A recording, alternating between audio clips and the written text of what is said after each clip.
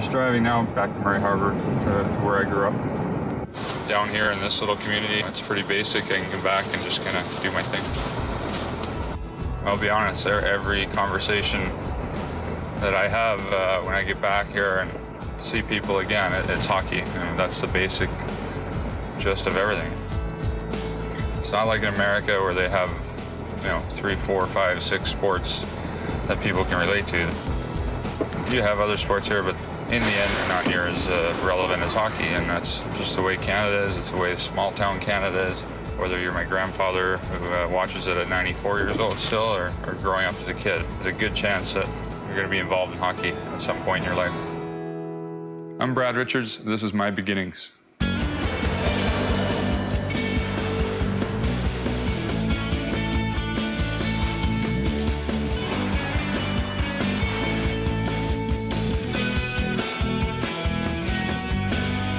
This episode of Beginnings is presented by Melrose Credit Union. He was just, an ordinary kid. He was a well-behaved child. Even at a young age, he had in the playpen a ball and a hockey stick and was batting it around. I don't even think he could walk at that point. Yeah, if there was a stick or a ball or anything around, he'd grab it and he'd be playing. That's heading to the rink. Yeah, that's one of those early years. That's green Cooperalls. This is sounding out play, but it looks like Palais. Yeah, that was grade 1. That's the first year of the first team. Was there? Yeah. Yeah, and the minute we put him on the ice, he just kind of took off. There was no howling or no crying to get off, so didn't have to push him. That's for sure. We lived at the rink, so I would pack my dolls and hang out there for the day. And Dad was always there to support whatever love I had, and it happened to be hockey, and he had no worries to drive me wherever I had to go. Heading to the local hockey arena, Northumberland Arena, where he played his minor hockey. Brad making it to the NHL around here is a big deal. To have a local boy, make it, that's all they talk about. Now we're here. And Dad got me into hockey, and it gave me the opportunity to love it, and I took that and ran with it on my own. You think back, when they're little small kids, and it feels like yesterday that you were out here, it goes by fast. My biggest memories of Brad when he was a kid, and this is really young, this is only 7, 8 years old, stuff like that. Brad was passing the puck all over the place, trying to set up his teammates. Because, there was lots of times Brad could have took the puck and went one into the other. He knew that to play as a team, he had to pass the puck and he'd move the puck. He was very unselfish. He was always thinking about the team. Dad was always my coach when I lived here. He sacrificed things for me that, so I could have the best equipment available, or the most ice time. When I was coaching Brad, I just enjoyed doing it because I played hockey myself all my life, and just to help all the kids, if there's something had to be said, if I had to, if he wasn't doing something right, or, I did the same as I would to all the other players. I had to put everything into it, and if I was lazy or not trying or floating around and just not really into it, I'd hear about it. My main thing that I harped on that I want the kids to do was just to play 100% and work hard. There's never anything else. There was never you have to score or you didn't score, or you caused the team a loss, or there's none of that stuff. Just always try your hardest. So when the game's over, that you're satisfied that you did the best you could. It was a great commitment by him to give me something I loved and give me opportunity to do things that maybe I wouldn't have gotten to do without his backing. There's a banner of when he was in Pee Wee and they won the Atlantic Hostess Cup Championship, 94.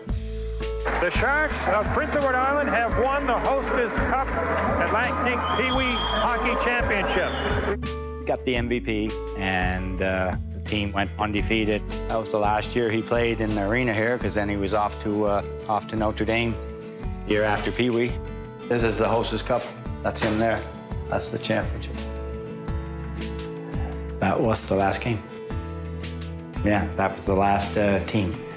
Yeah.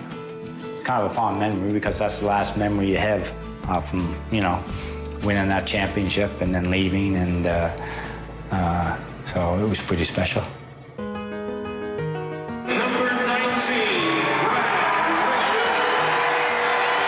Now that he's playing in Madison Square Garden, it's mind-boggling. It kind of takes your breath away sometimes just to think about it. He always goes back to, growing up in a small town and, the local arena, it'll always be a special place in his heart. He started working his way up to junior instructor and instructor. Brad was actually Sidney Crosby's instructor.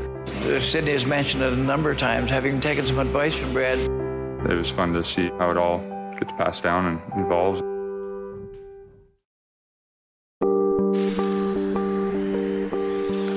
Allen Andrews School has done an amazing job of providing kids with hockey and summer camps for many years now. Many opportunities have come because of Al's programs, and he's still going strong. Brad is actually the cornerstone of what we stand for, and that's why we have him there. A lot of other boys have got drafted and gone on to play NHL, but this is the one. We put Brad there because Brad is the one legend that began our program. He's the first person that really made it bigs, and he started from a little place in Murray River. It came to our first arena that we used for our initial hockey school, which wasn't very big. And this is Simmons Arena in Charlottetown, where Brad Richards first came to hockey schools, and obviously they weren't selling pots and pans in those days here, but this is where he started, and it's very special. The memory of me watching Brad Richard as a young boy is actually bringing back some emotion. Obviously, as I look here now, everything's different. I have absolutely no problem seeing Brad Richards as a young person, regardless of the pots and pans. It's great because in the summers, I could still play hockey. I'd go to one camp a summer, maybe two. Having people to look up to that were going away to college or getting pro tryouts or playing university hockey, being around them daily and getting to go on ice with them, and just having role models. So that whole trickle-down effect, I think, was a good thing to be a part of and involved in. One of the plays I'll always remember with Brad, he was very young. I was standing over behind the glass, and Brad was up somewhere around the blue line, which is just ahead of us here. And he was looking one way and made a pass another way. And I said to myself at the time, that is a play that's way beyond Brad's age. And right then I knew that there was something different and something special about Brad Richards. He was only 13, going on 14. He was achieving a lot in hockey, and he wanted the chance to kind of go away and prove what he could do. I guess the story of Brad going to boarding school at Notre Dame is a story that really sets him apart from other young people, because he was very young at the time, and when his dad said he wanted to go away, it was in August, and I was sort of surprised. I asked Brad the question, if you went away, Brad, to Notre Dame, would you stay? Because that's very important to us. So if we send young players away, that they do stay. So he said he would. So I phoned Terry O'Malley, who was the head at Notre Dame at the time. And 3 days later, Brad went, and he stayed. When he left, I say it all the time, it was like losing my right arm. We were at the rink all the time together. I coached him in hockey, and then he's gone, so it's tough. For them to let their firstborn child go and not have him around only after 13 years, it was probably tougher on them than it would have been on me. We knew there was an opportunity for him, and what were we going to do, hold him back, For him to move on, he had to go away. To get the competition he needed to move to the next level. It's tough for kids to move away from PEI to somewhere as far away as Saskatchewan. But he was in good hands out there, and he handled it well. But when I did come home from Notre Dame, I got to work for him, which gave me a summer job as a kid. And I got to be a demonstrator, which was the lowest part of working at the hockey school. When he became a demonstrator, that meant he had to do it perfectly, and he had to do it over and over again because they demonstrate for the other kids. You know, you'd be on there for 4 or 5 hours in a row and just doing the drills over and over again. So it was a great way to work, have responsibility of working, but also to work on skating. He started working his way up to junior instructor and instructor. Now, to get on this wall, you have to play in the NHL. And of course, here's Sidney Crosby and Brad front and center. And these are two of our very, very special graduates. Sidney Crosby came up through Allen's hockey school, and we used to see him dominating, you know, the other kids at 6, 7, 8 years old. Brad was actually Sidney Crosby's instructor. Sidney has mentioned it a number of times, having taken some advice from Brad. It was neat because you knew he was going through the same thing you went through. It was fun to see how it all gets passed down and evolves.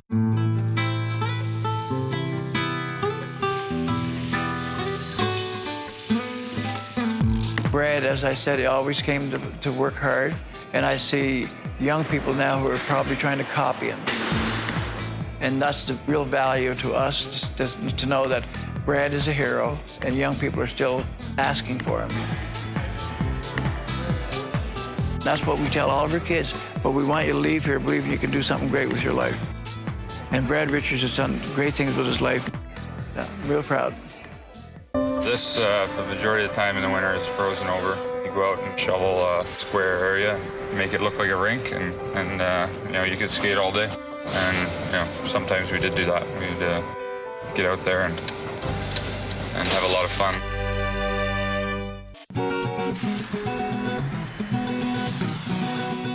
The harbor where we're entering right now, this, for the majority of the time in the winter, is frozen over. You go out and shovel a square area, make it look like a rink, and you know, you could skate all day. And you know, sometimes we did do that. When I was really young, it was more just your buddies gathering. You know, it might be 2-on-2, it might be 3-on-3. You might get up to 5-on-5, but it just depends who was around and who was allowed to come out and hang out that day. It was just free, nobody telling you what you had to do, and you know, drills. Just go out and you know, get your teams made and just play. It's cool to do it here because you know, you see it all summer and you see the boats, and then you have the wharf setting. It's just cool to be out there skating because you could skate for quite a while if you really wanted to. If it was after school, you'd only get maybe an hour because it would get dark pretty quick. But you know, if you had your Saturday or Sunday, you'd be out here all day until a parent came and said it's time to go home for dinner. What do we got here? This is a Molson Canadian hockey stick. It's probably not for picking up pucks, more for picking up beer with a real nice curve. So this is where he played all his, when he wasn't at the rink, he was down here with a hockey stick all the time. It was all geared up for hockey. We'd have a net here, and I'd be over here, you know. I'd be the goaltender for a 10 shot, and he'd take 10 shots, see how many he could get, and then he'd go in the net, I'd take 10 shots, see how many. Very competitive. He never went to bed until he was ahead. Didn't take too long before, like, you know, I couldn't beat him.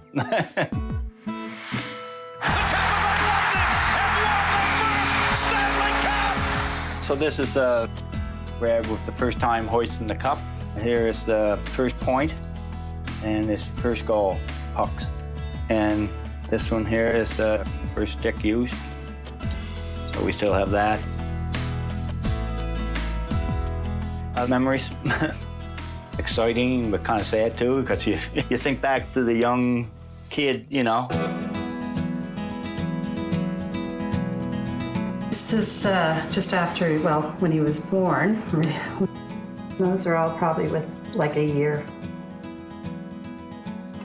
He loved this little three-wheeler. That was one of his favorite things. Every child wants a hockey cake. It's easy too. White, red, blue, you're done. A few circles. This is his cousin Jamie. Jamie and I just were naturally close because of the family, but also enjoyed each other's company. But he diagnosed with a brain tumor, and So he was only, He's only 3 or 4. 3 and 4 when he was diagnosed, so he died when he was 7. He was sick at a very young age, so being around him sometimes was different than being around a regular buddy. They just live down the road, so I do have vivid memories of being in each other's yard and just running down to the house. We'd have visits over to Halifax to the Children's Hospital, things like that were different. Something like that, I think it stays with, especially when you're young, because I think it stays with you. I think it made Brad kind of strong. When you look back as you get older, you learn from a guy like Jamie. We always said, you know, poor little Jamie was strong to go through what he went through in the hospital all the time and, you know, sick and that. And you got to be a tough little kid to go through that, you know. When you get to do what I get to do and have a chance to do something, you know, what charity would you like to support? Well, children's cancer obviously something very familiar to me and very much in my memory. And the more kids I meet through Richie's Rascals, which I had in Tampa, it's amazing to see different families and how these kids just keep, it's just their way of life to battle. It's been a neat experience doing that. People have asked us, you know, what are you most proud of? Really, you know, with his charities and giving the people with needs and that makes you really proud.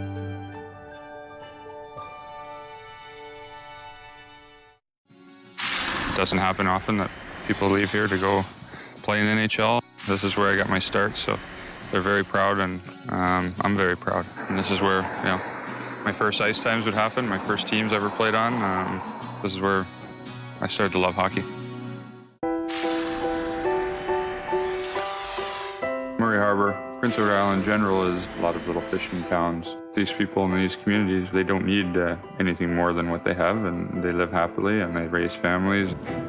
I fished everything, but I mean, yeah, I'm a lobster fisherman. But my father did it, his father did it. Around a lot of these little fishing villages and everything, it kind of runs in the families. Being out in the boat or going fishing, that was something I just didn't like at all. He didn't want to grow up to be a fisherman. He appreciated it and everything, but at the same time, I think it made him drive harder to accomplish what he wanted to do, to achieve his dream. So this is the Brad and Paige, named after my son and daughter. It's my boat that I fish on in the spring, the lobster fish.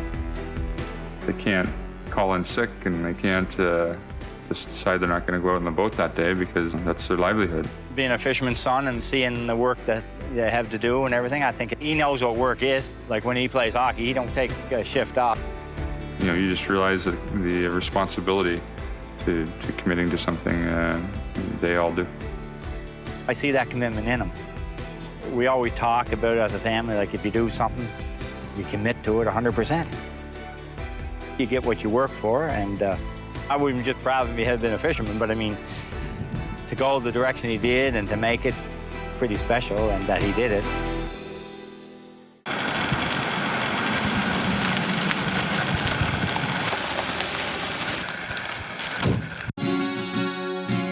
It doesn't happen often that people leave here to go play in the NHL, so that's not surprising for them to take pride in that and show it off. You know, this is where I got my start, so they're very proud, and I'm very proud. And this is where, you know, my first ice times would happen, my first teams I ever played on. This is where I started to love hockey. A lot of fun to be back. Little has changed. Some things on the wall now that haven't been there, but you know, you realize, used to think it was this big ice surface. It's been a while that I've skated on this ice. You know, it was cold in the winter, very cold. The ice is always great. The early years coming here, it was just, this is all I want to do, and it was just fun.